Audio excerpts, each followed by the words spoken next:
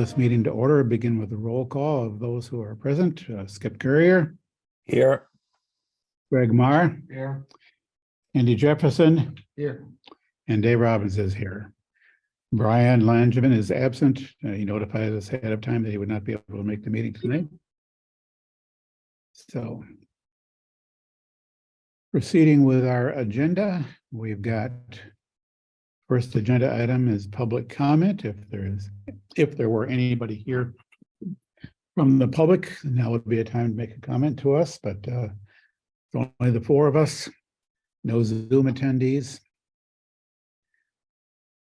So I will take that as an indication that there is no public comment, unless one of us has something we would like to contribute as a public comment rather than as part of an agenda. All righty. I'm gonna open my notes that I prepared, such as they are for the meeting.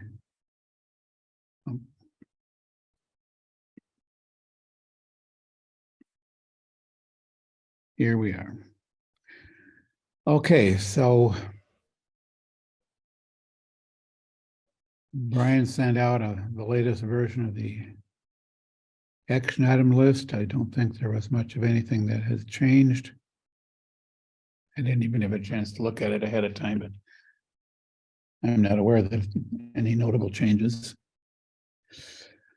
Next item on the agenda would be review of draft bylaw article revisions that may be ready for publication. We have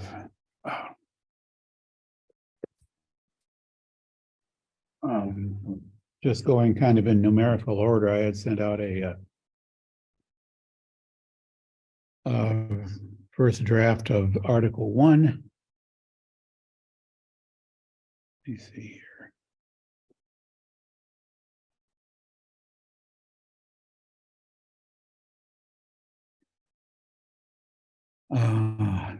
Where did I put that? It was in the same email as the agenda. Yes. I have these things stored in different places. But yeah, so this is really, I think it's sort of the first reasonably complete draft of Article 1 that we have to work with. Basically, I had previously done work on Article 1 to Section 9 regarding the list of appointments. And I've gone through, combined that with everything else. And there wasn't really a whole lot else in Article 1 that looked like it needed to be changed other than a few typos. We did take Section 10 and merged it into Section 5 since they were largely covering the same subject matter, and Section 10 just seemed to add details to what Section 5 already said. So I moved Section 10 into Section 5. Section 8 regarding one elective office at a time. That section predates the charter. The charter now has the requirement or the limitation of one office at a time. So I revised Section 8 basically just to not to repeat what the charter says, but rather explain in possibly a little bit more detail about if someone does hold an elector's office and wins the election for a new office, they'll in their current office before being sworn in. The old language was arguably subject to some interpretation, maybe to the point of wondering whether do I have to resign the elected office when I pull papers for the new one. So this is just intended to clarify that you keep that old office until you actually win election, and then you have to resign to get sworn into the new one. And then I don't know if we've talked about the Section 9, the list of appointed officers before, but I basically tried to remove everything that didn't seem like it really needed to be there. Just to emphasize, as I did at the beginning, that Section 9 is not intended to be a complete itemized list of all appointments. A lot of select board and town administrator appointments are itemized in the charter or they're itemized in various other bylaw sections. Like the bylaw section that establishes a committee says who appoints it. So we don't want to repeat that here. In section 9, because section 9 can get out of date as it has over the years. Probably a notable addition to section 9 was to move the parking clerk appointment from the town administrator to the select board. I discussed this with Evan a bit, and he kind of confirmed my thinking that having the select board make that appointment gives us the maximum flexibility to designate who we want. For example, right now, the select board appointed Evan, the town administrator, as parking clerk, and it would be kind of awkward for the town administrator to appoint themselves as a parking clerk. So this actually is in conflict with the charter because the charter specifically requires that the town administrator appoint the parking clerk. So in addition to putting this in the bylaw where it is, we also are going to be needing to update the charter a bit to cover that and the fire chief. Because a strict interpretation of the language of the charter puts the fire chief appointment under the town administrator. And that was never our intent when we adopted the strong chief. We said that rather explicitly in the town meeting warrant article where we adopted it. So I'm putting it in, proposing we put it in the bylaw. And again, we amend the charter so that the key there is for the charter to allow the bylaw to name additional select board appointments, which it does not now do, except for boards and committees. So there's a little bit of clarification there. The rest of it, I think I've knocked out everything except a few things that still need to be there, largely because it's this section of the bylaw that specifies the number of members, boards and committees. So, any thoughts?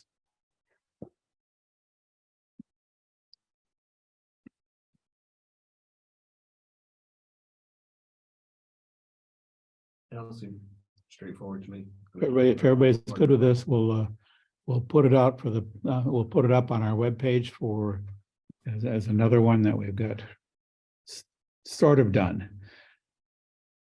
There are still some penalties that we haven't, however, we ultimately end up addressing penalties will affect such Article 1 here, as well as the language for town posting requirements, which we've not yet tried to nail down across all the bylaws. So we know that's probably going to go into Article 1 here, and any changes on penalties are also going to go into Article 1. But that's everything that I know of for now that we will be doing. Oh, the other thing I wanted to point out in Article 1, which addresses some other questions that have come up from time to time. Article 1, Section 3 addresses the issue of changing the titles and responsibilities of officers. Basically says, for example, kind of an example that's at front of mine is town accountant. Article 1, Section 3 says, well, where the bylaws talk about town accountant, that should be understood to apply to a position that takes on the responsibilities of town accountant, regardless of what we call it.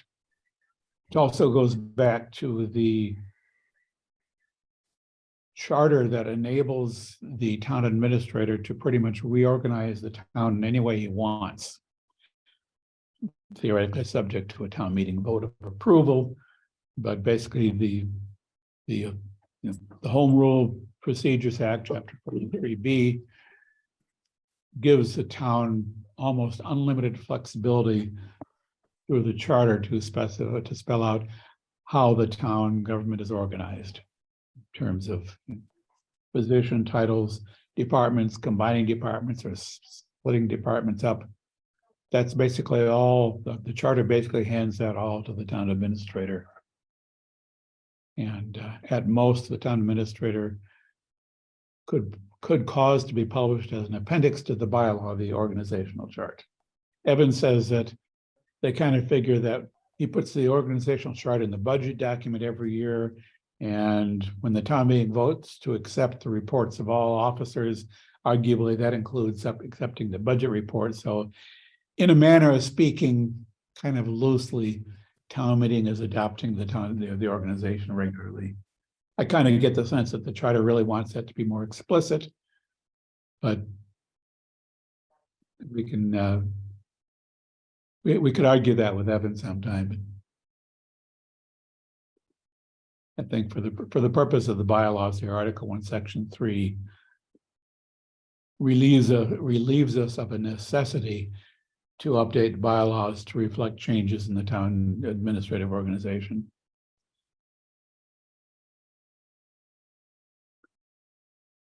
So having said all that, if there is nothing else to be said at the moment on Article 1, I will send that up for publication on the website.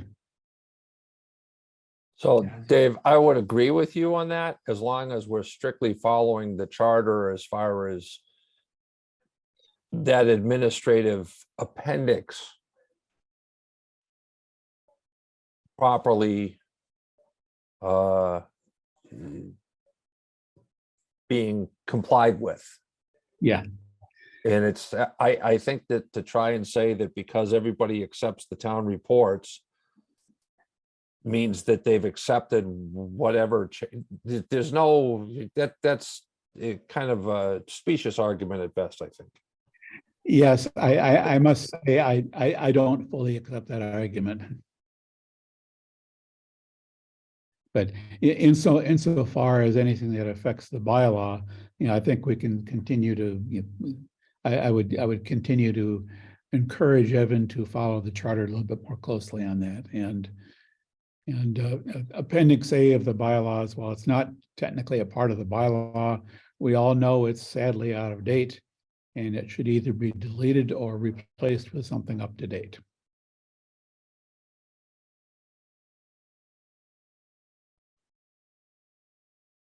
All right. Not the last that we'll say on the topic, I'm sure. Okay, let me see. The next, I'm not sure, I think I got a complete list. The next article on my list of things to look at is Article 13, which Greg had a version of that. Yeah, we changed since. I think the last I remember hearing, there were some additional comments that you had yet to incorporate into this or consider. So that you may have done that already, but that's the last thing I can remember on it.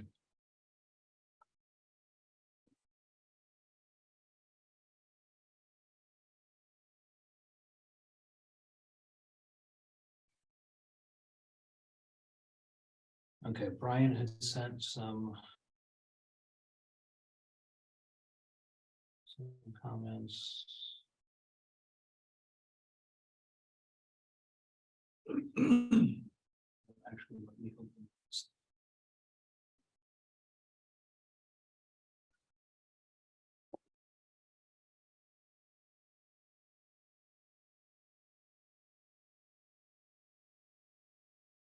Okay, it was going to be discussed.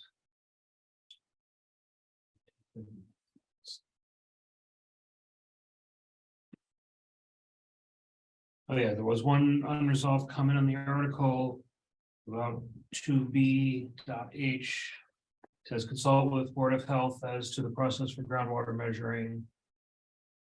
May want to set out number and location depending on size of excavation. He's wonders if they've ever been consulted. They never asked in the 11 years he was on the Board of Health. And it may have also been taken over by engineering as their licensed soil evaluators. I think Brian wondered if this section is ever actually used. I don't know if it's ever come before the select board for this.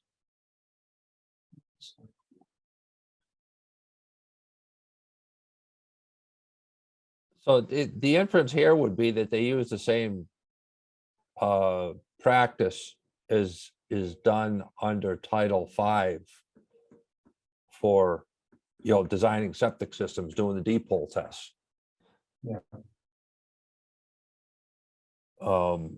And again, this would be, I guess, this would be a question more actually asked directly of the Board of Health and the town engineer, who would assumably be going out to work with this. This may be something that's kind of gone by the wayside too, with all the development that's going on in town.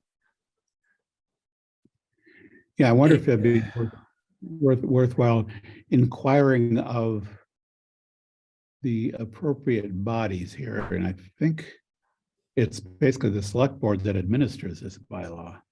So it might be worth inquiring of the select board how much of the documentation itemized in section 2B here do they actually demand or require or expect as a part of an application for an earth removal permit.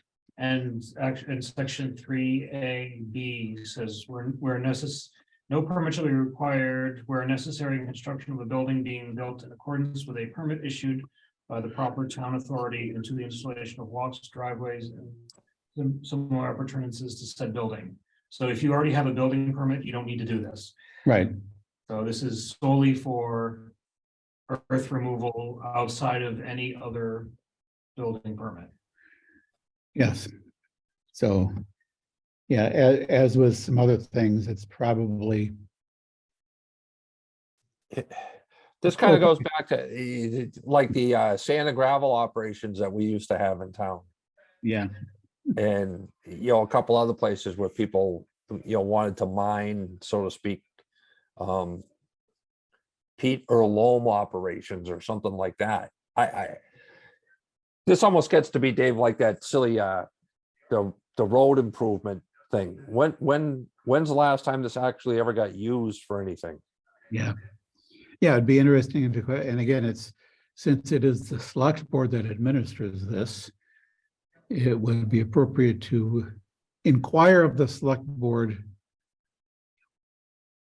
How do they still, I presume that in theory, there is still a necessity for this.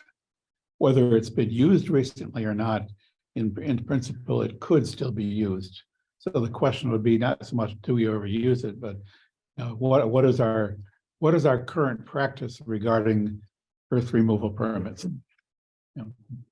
Do we follow every letter of this bylaw, or have certain elements of it been determined to be obsolete or inadequate or inaccurate? I don't know the answer to that, but it would be interesting to find out.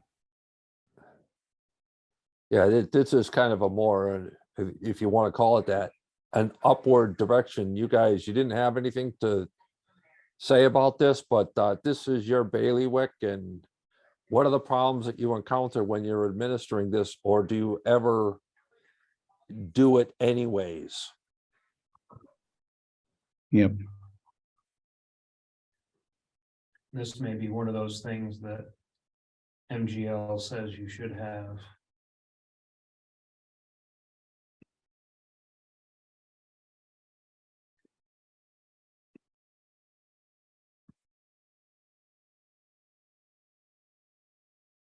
It's kind of funny, is there a renewal of an earth removal permit goes under the Board of Health.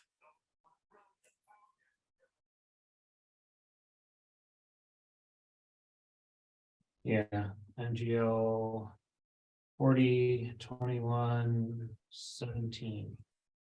For prohibiting or regulating the removal of soil, loam, sand, or gravel from land not in public use. And for requiring the erection of a fence or barrier around such area and the finished grading of the same.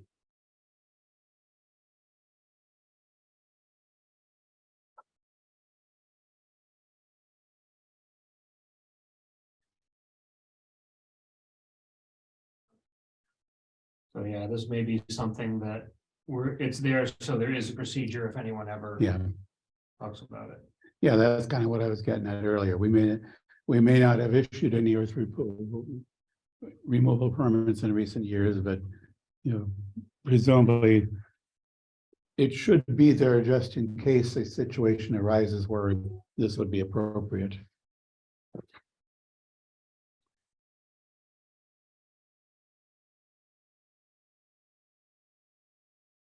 So like with, I think some other things you mentioned a moment ago, that although nobody gave us feedback saying we see a need for changes here, it's worth circling back to the appropriate people for this and for other things as well. Yeah, well, you didn't ask many changes, but we're looking at this and we're wondering, is this still the way it should be?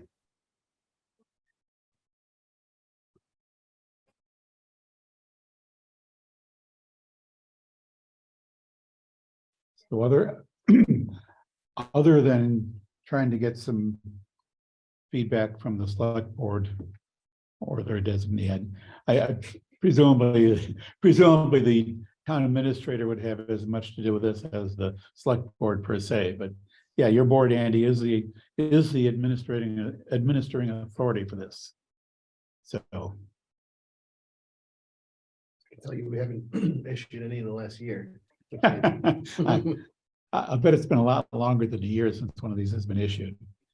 But yeah, revisit it,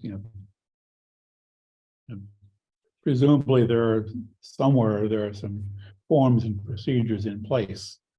If somebody does come to the office and looking for an earth removal permit, what procedures, what forms are in place to do that? And is there any misalignment between those procedures and forms and what the bylaw says? So we'll throw it in your lap, Andy, or you can of course throw it over to Evan. Let's say I'll work on it. Yeah. Yes. Evan and Brian Cesarco would, I guess would probably be one that advises them on this too. Quite likely.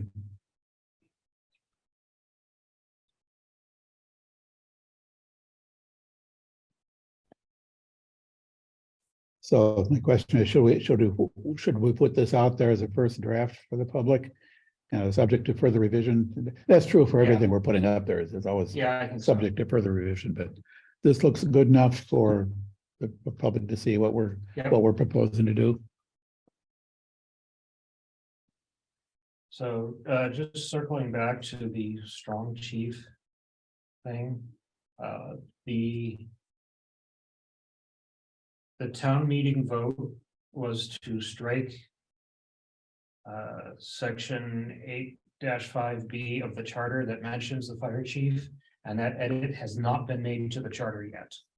So that's why the charter still says the town administrator appoints that. Well, there's another reason the charter says that. Part of that, but Yes.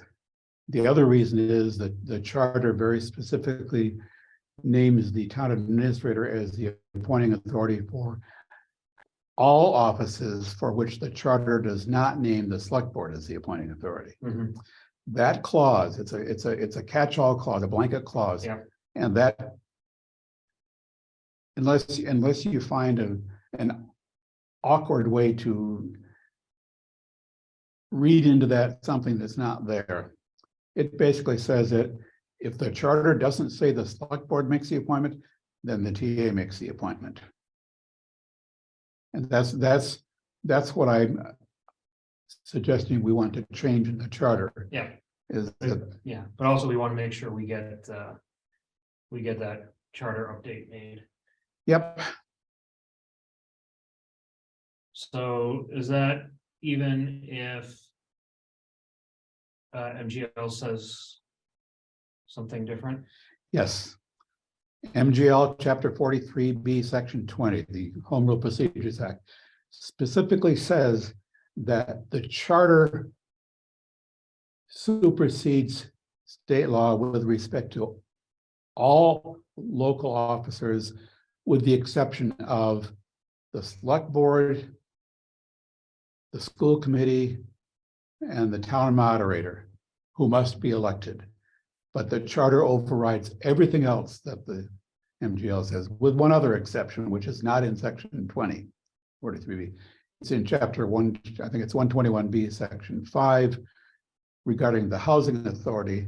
There, it also requires the housing authority to be elected. It says, notwithstanding anything that's said in 43B20, you must elect 3 housing authority members and have 1 tenant appointee to the housing authority. So the housing authority, the select board, the school committee, and the moderator are the only ones that the charter cannot override state law on the method of selection. It's very, very broad language in 43B section 20. And that's all we have to be. I think we've kind of, we tend to assume that if state law says it's a select board appointment, we just sort of inherit that from state law. But with that blanket provision in the charter, it says if the charter doesn't say it's a select board appointment, then it's a TA appointment. We have to give ourselves a little bit more flexibility so that, for example, the strong chief, we could have amended the charter to say that the select board appoints the chief. We would have to amend the charter to say that select board appoints parking clerk. So I think it was assumed that adopting the MGL would take care of that, but. Yes, and not when you read chapter 43B section 20 and the language of the charter. Yes, I'm sure that point was just overlooked when we were preparing to adopt the strong chief. We caught some of the changes that need to be made, but not all. Yeah. That's it, at least to my way of thinking, that's a sort of it's an obscure consequence of the chapter 43B section 20 and the charter. That you really have to look at it and think about what it's saying to realize that's what it's saying. I didn't think that. I at first, I didn't realize that either until I started studying the whole list of appointments and the laws that affect them. I finally figured that out, but it took a long time.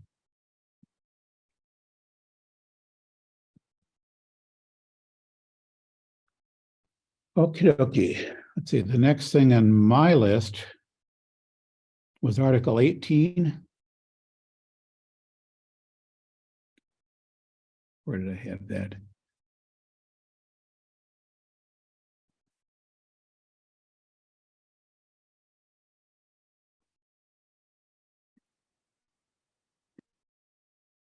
Yeah, so that really should have added, in addition to removing it from 8.5B, it should have been added to 8.5A. Yep. Although Charter Section 8 So a transitional. being transitional Yeah. provisions, I'm not convinced that Section 8 really has any power anymore. Yeah. Or it shouldn't anyway. All right, where did I put?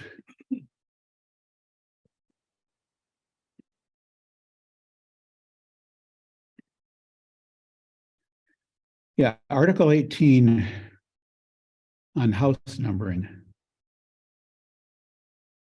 Oh, that's not the one there. I brought up the wrong one. There was a more recent one somewhere. Anyway, I think Skip had done a pretty good job of taking care of Article 18 with, wish I could find it.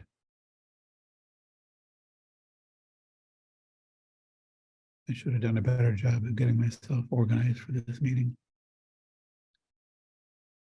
Yeah, Skip emailed it on the 22nd. Anyway, trying to find it here, but it looked to me like it was probably about ready to go. Except that the summary of changes at the top probably needs to be filled in. Yeah. Yeah, Greg and I had talked about that. I kind of thought that the idea, I didn't even bother changing anything with that. I took that to be nobody had proposed any changes to us. So if you want like a little bit of a running explanation, and what I likened this to with Greg is like when we do the quote unquote blurb for the finance committee, just an explanation of what we're doing. if that's the idea with that and we're all set, then Yeah, that was the idea that in all the ones I've put up there, that summary of changes there is, I've just itemized the notable changes. I didn't bother saying in there, we corrected some grammar and some typos, but some yeah, of the more significant changes, like just, it's just sort of, and I think it's, it's probably appropriate, as you were saying, Skip, to sort of liken it to the blurb that the Finance Committee does on warrant articles. Right. It's just explaining, here's what we've changed, other than, and again, I don't bother itemizing typos and grammatical things, but We should also fix the $1, $5 in section 4, because that has been confirmed by the town clerk that was a typographical error in producing this document, and $5 is the correct amount. Yeah. We can correct that. $5 is what town meeting actually voted, Yes, and they just didn't transcribe it into the bylaw document. yes. So, yeah, well, I would probably put it in here, not even bother highlighting it, Right. highlighting it as a change. It's just correcting the text to reflect what the current bylaw actually is supposed to say. Yeah, we're gonna have to do a big one of those in Article 40 after town meeting, because they were basically replacing the entire table. So it'll actually shrink our list of changes. So, Yep. No. Yeah. How we put these, how we present these at town meeting for a vote is not necessarily anything like what we're presenting here. Yeah. What we're presenting here is easy for people to, intended to be easy for people to read and understand what we're proposing to change. The mechanics of how we make that happen at town meeting, we have yet to figure out. but in particular, one of the changes that we have in Article 4 is deleting lines from the table, and those are being deleted next month, so we don't have to do that in the fall.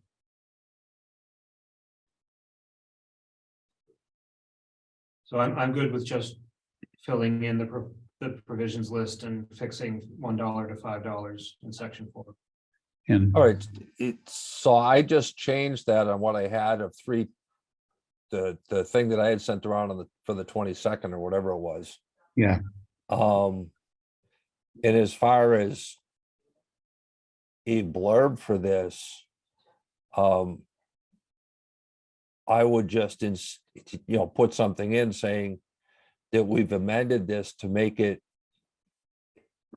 that the owners of properties are responsible for taking care of this, and that the numbers have to be bigger so that they can actually be seen from the street yep, on the houses, as well as if the house isn't visible from the street, you've got to put something at the end of your driveway, because that's really about it. And that in order to make sure this is being done as quickly as possible, is that anybody that issues a permit to do anything in a house has to make sure that the house is also numbered.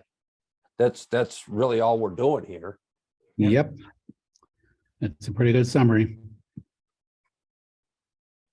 So do you want me to just to do those and send that along for the next meeting, or do you want to? I'd say make those updates and post. Yeah, just make the updates and Then send it along to you, Dave, or, send it to me, and I'll send it to William to be put up on the website. okay, Sounds like a plan. okay.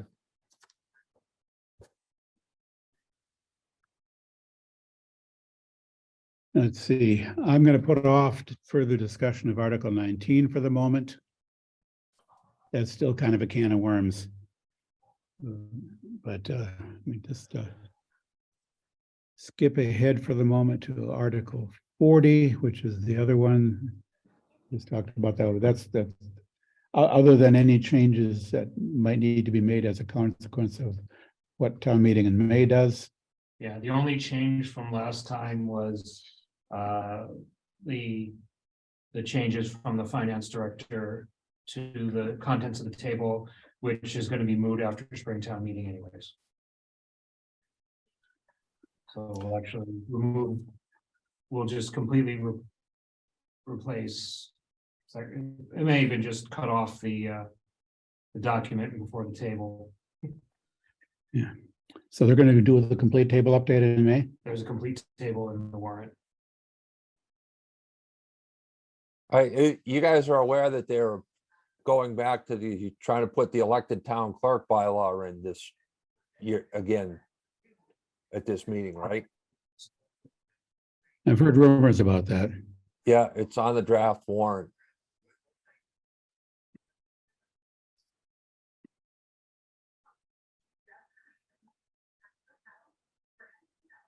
That's charter, so that doesn't directly affect us. So shall we publish Article 40 as is here? Yeah.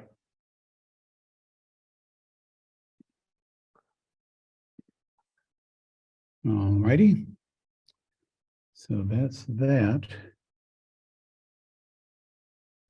Greg, it is the charter, but they have what will be a change in the bylaw, you would think.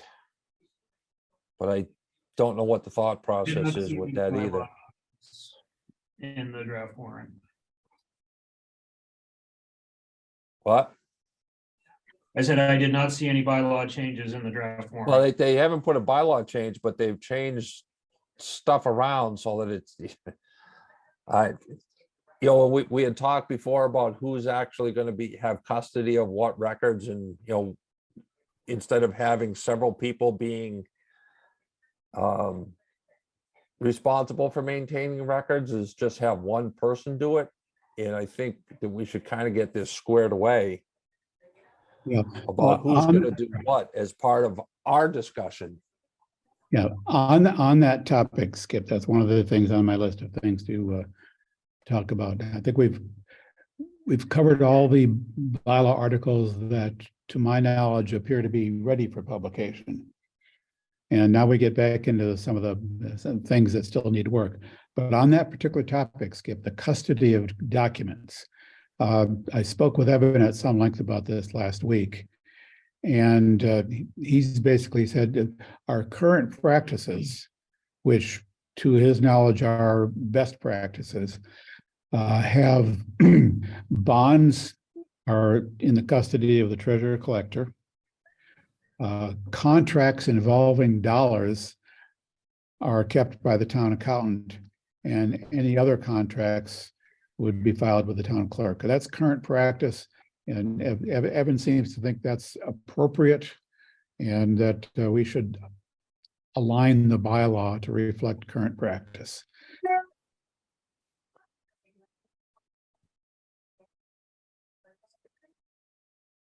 Okay, so the bonds are with the collector? Yep. The bonds are with treasurer collector, but it's probably the bonds relate more to the treasurer function rather than the collector of taxes function.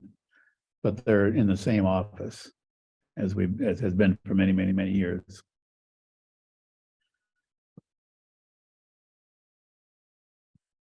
But I think if, assuming that we agree with Evan's suggestion there to basically just.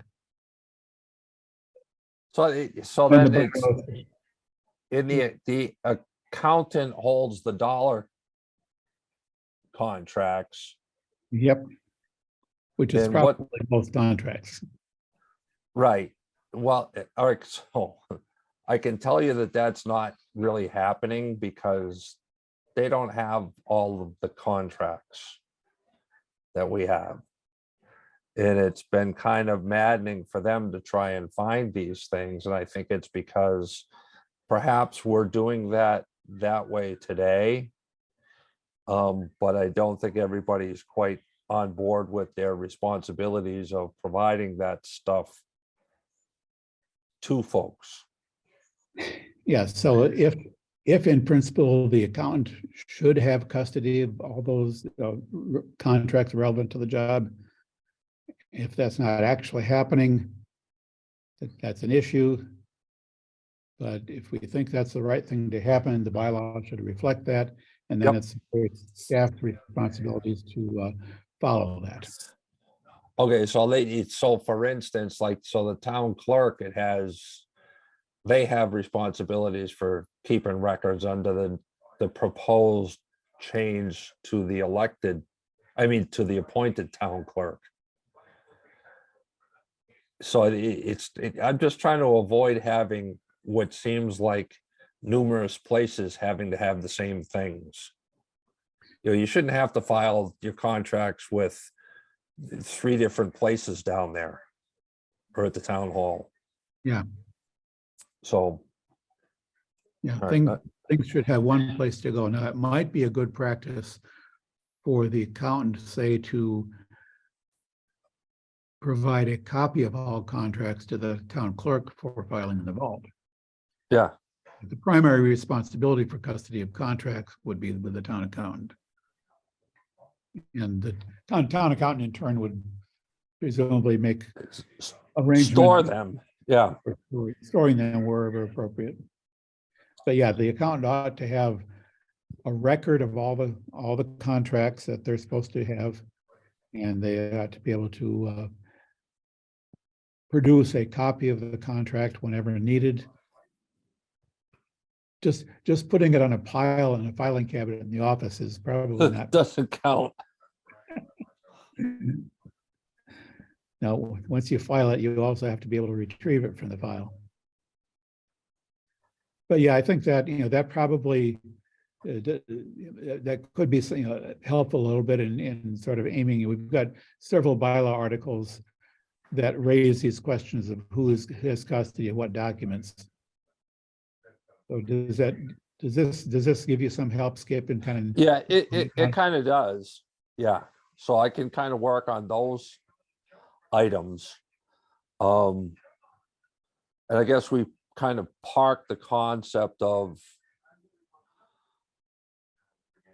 what they've perhaps looking at what we think should happen with these contracts, however, whatever we want to call them, in the proposed charter change, and say, hey, no, this is what we're thinking of doing in the bylaw change.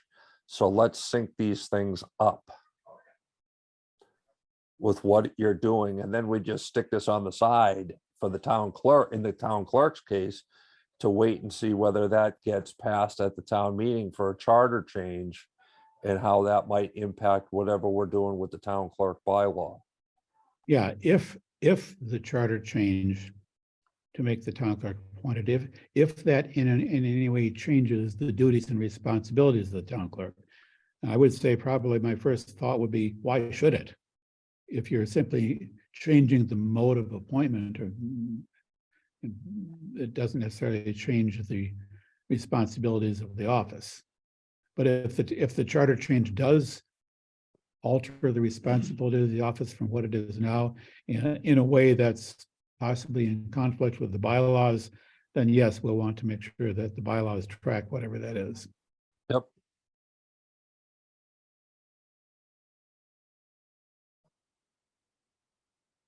All righty. Next thing on my list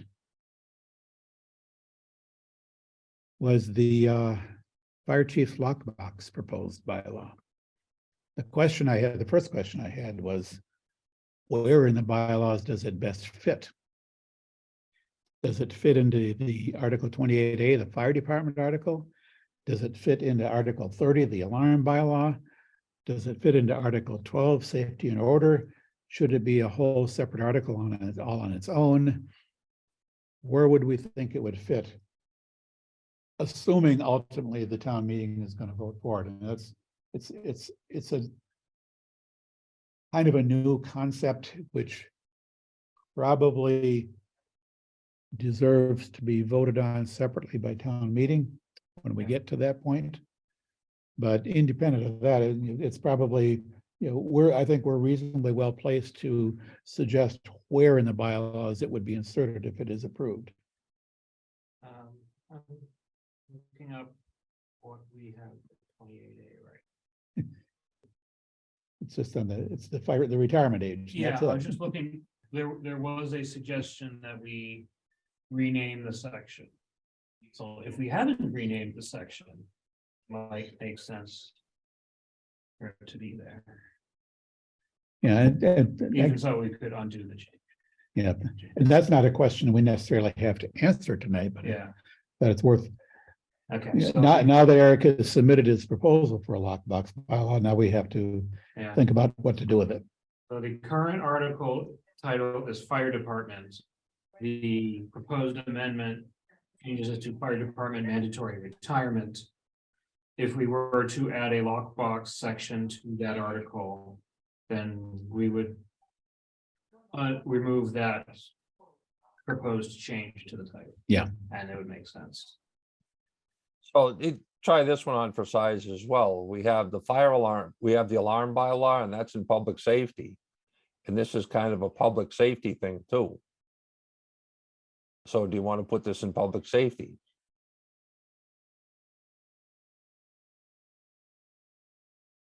As opposed to something that might be, if you leave just the retirement age, it's a rule governing the operation of the fire department. The lock boxes, other than serving as a place for the fire department to get into a building. So Yeah, I'm just playing the devil's advocate routine with it, you know. Yeah, that's the kind of thing we need to think about is So- where does it best fit? related question. Is a lockbox accessible only to the fire department? Or is it also accessible to police department in case of emergency, or do they have to wait for the fire department to arrive? And that might affect where it is placed. You know, it's, I honestly, I don't know if the police department has keys for lock boxes. Typically, it's, you know, you kind of think of that as more of a fire related function, but we could ask. And it's either way, it might be a good time for us to say, hey, by the way, does the PD have keys for the lock boxes in case they get to a building that's required to have lock boxes and needs to get in? They don't have to twiddle their thumbs until the fire department gets there. Yeah. yeah, the text of the lockbox, the suggested lockbox bylaw basically ties it to fire alarms. So it's that tie into alarms that suggests maybe a connection to the alarm bylaw. Mhm. But then the alarm bylaw is not specifically just for fire alarms, it's for Right. all alarms. And that's sort of what got me, you know, looking at, well, is it the old 28A fire department place for it? Is the alarm bylaw Article 30 the place for it? Or is it best thought of as yet another Article 12 safety and order thing? That would be a new section for Article 12. Article 12 has got a lot of stuff in it. So it was the request from the chief was specifically about fire department. Yep. So that might be a question to pose to Chief Crapo. Would there ever be a case where police would be involved in this, or do they leave it to the fire department and let that determine whether it goes in fire department 28A or order and safety? Because I'd say that would be order and safety. Both. Right. Yep. So yeah, that'd be a good question to ask if Chief Crapo is, you know.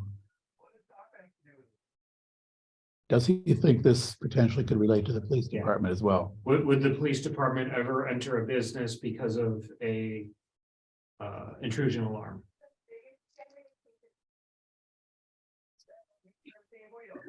Does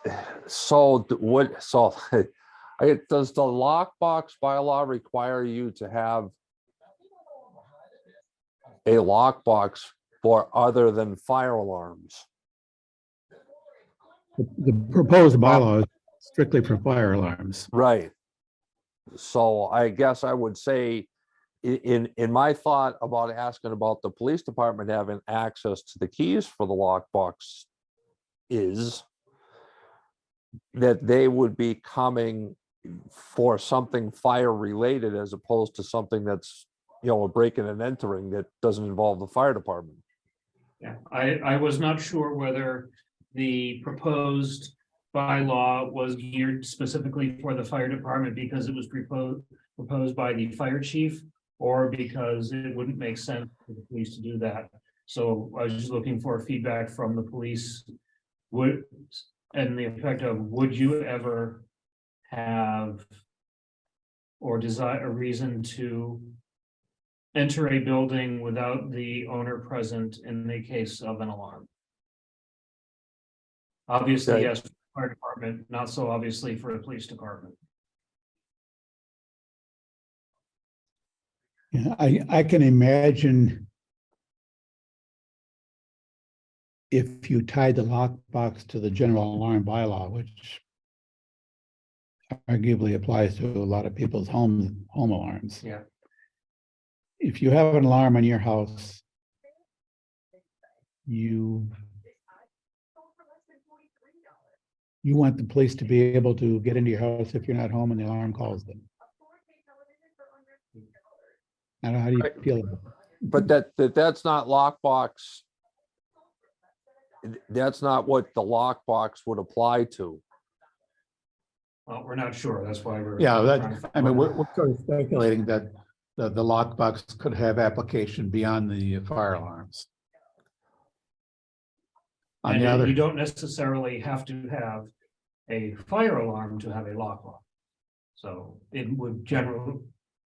Business probably would want to have one for insurance purposes and everything, but it's not strictly required.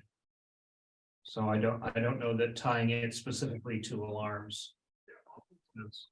yeah, I think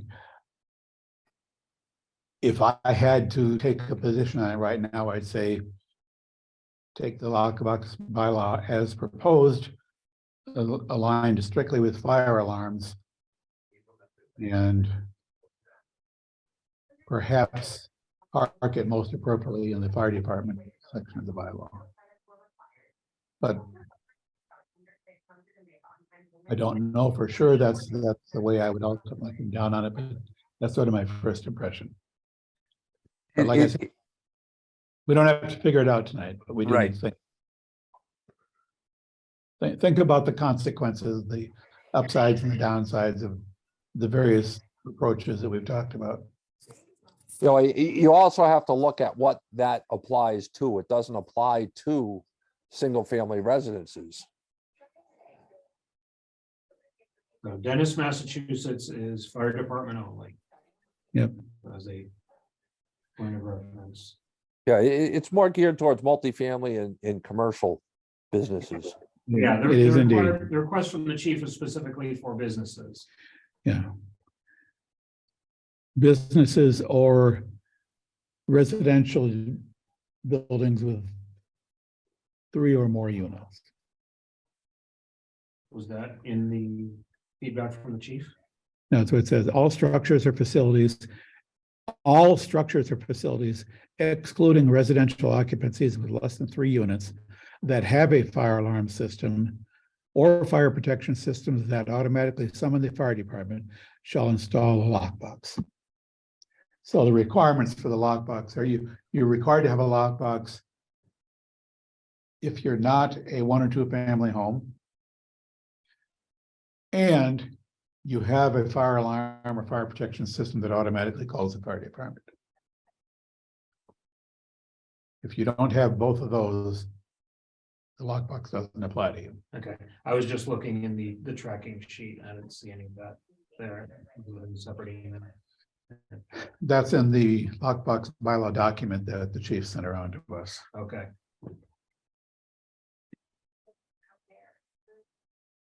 Yeah, I just looked in the spreadsheet because I thought it would be there.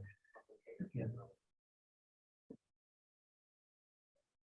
Oh, yeah, a lockbox law as proposed by the fire chief. Yeah. So got some work to do on this, I'm thinking at least. But yeah, we're getting in our queue for work.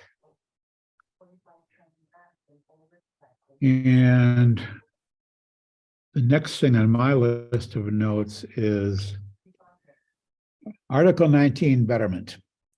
I discussed this a bit with Evan last week. And he's looking at, for the first part of it, assessing betterments for fixing up roads, fixing the private ways. Yeah, Evan said that it's been his practice in towns in the past to, if it's not going to be much of a cost to the town, just do it. And, don't try to assess the betterment.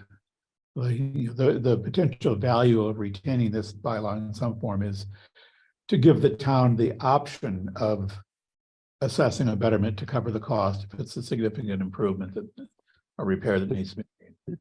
So we might, the bylaw article partly reads that way already. It's an authorization to do this, but it partly reads like we will assess the betterment cost. Yeah. So, the discussion I had with Evan, he kind of thought it would be probably good to keep this bylaw in some form so that we have the authority to do a betterment assessment if the job deserves it, but that we're not required to. And then the second half of it is about accepting streets, accepting private ways as public ways. And that kind of goes hand in hand with the town's general procedures for accepting roads. And Evan is working with the select board, as I understand it, on developing a select board policy to address that. And, he shared with me, I'll share this with all of you too. He has a policy from the Douglas Select Board about how their procedure for accepting public ways. We have some elements of that in Article 19, Section 2. We have some elements of accepting public ways that are mandated by state law, some that are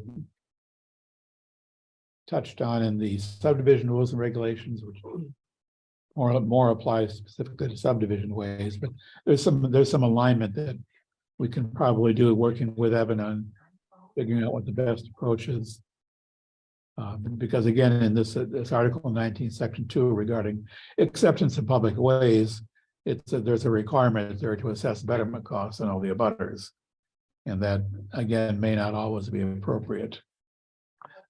So, David, I might add that this really, it is meant to just be temporary repairs. And the practice has been, if somebody needs divots filled in a dirt road, the highway department goes out and dumps a bucket of gravel and fills the divots in. And if they need to fix a pothole in a private way that may have tar on it or be like a chip sealed road or something like that, that they just dump some hot patch in it, roll over it with a dump truck like they do with the town roads, and that's it. I don't think that this would allow the town to unilaterally assess a betterment for temporary repairs without first having been petitioned by the abutters to the way to make the changes. So the town couldn't go in and say, oh, this is a private way and you guys aren't keeping it up, so we're going to do this and assess the cost of that back to you, because there's no mechanism here to do that at all. This doesn't authorize the selectman to go fix somebody's private road. Right. Yep. So I think, there's an element in here of both the first part of Article 19, which is just about fixing roads, the second part, which is about accepting them as public ways. I think both sections need to be updated to better reflect current practices in general and better reflect how we would like it to work. The other thing that Evan shared with me is it's an interesting document on sort of all the legalities of public and private ways. I'll send that around to everybody too. Yeah, I don't know the extent to which it relates to what we might want to do about Article 19. I think we're probably all convinced that Article 19 doesn't really look that great as is. And the questions are, what should we do to Article 19? And whatever we think we might do, we probably want to consult with Evan and perhaps others as to what would be the most appropriate and the most workable thing for us to include in the bylaws regarding the topics of Article 19. So there's some work to do here. I had intended to send these documents around before, but I got busy with other stuff. But I've got the two documents that relate to this that I'll send to all of you guys. And we can. The document on the legalities, it's a surveyor's guide. I think they call it a surveyor's guide to public and private roads. It's kind of a lengthy document. It sort of makes for some interesting reading, if nothing else. Goes way back in some of the historical ways in which roads can become public ways. So, let's see. I'm still working on the shade tree bylaw. There again, I'm looking to kind of align it with current practice. The shade tree bylaw requires there to be a shade tree management advisory board, which we actually had here for about 10 years or so. I think it disbanded around 2012. And Paul Carnoy, at least, says I need to talk with him and Kevin more about some of these things. But I had asked Paul, and he said, there's no reason to keep that. We've not needed it. There's some other elements of the shade tree bylaw that don't really seem like they're workable.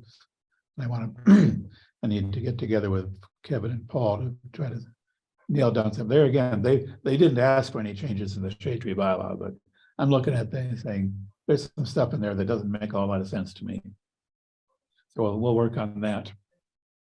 The other thing that I've been doing, I've sent out queries to all of the agencies in town that are currently authorized to use non-criminal disposition. And I'm waiting to hear back from the Board of Health. They just had to discuss this at a meeting Monday night, and they haven't gotten back to me on it yet. But I've heard from most of the other, I think I asked about 7 different people or boards or whatever. The only one who is actually currently using non-criminal disposition today is Chief Crapo, and he's using that for public consumption of marijuana. He's got all the paperwork lined up. They've been issuing tickets for that. He says it's been working quite well. Eric says the fire department would like to consider using it. They're authorized to, but they haven't actually done anything yet, but he says that they plan to. I think that was in connection with open burning, if I remember right. Paul says they don't use that at all for the illicit discharge bylaw, even though they're authorized. Leah says that the Conservation Commission uses other means of enforcement. They've never seen a need to go with non-criminal disposition for the stormwater and wetlands bylaws that they administer. And as I said, I'm waiting to hear from the Board of Health. If anybody else is using it, it might be the Board of Health to enforce their smoking regulations. And there's, I think, couple of other regulations that they're authorized to use it for. So I'm waiting to hear from the Board of Health on their use of it. As we've discussed before, our interest, as we continue to think about non-criminal disposition, what the Chief Crapo recommends, we need to get a better understanding of how it's working for us today. And with that in mind, we'll probably be, if we think of other places where it might be useful, we'll want to reach out to those agencies. And non-criminal disposition looks like something you might like to use. Would you like to use it? Are you prepared to do the work it takes to use it? Mm-hmm. So making some progress on the whole general topic of penalties.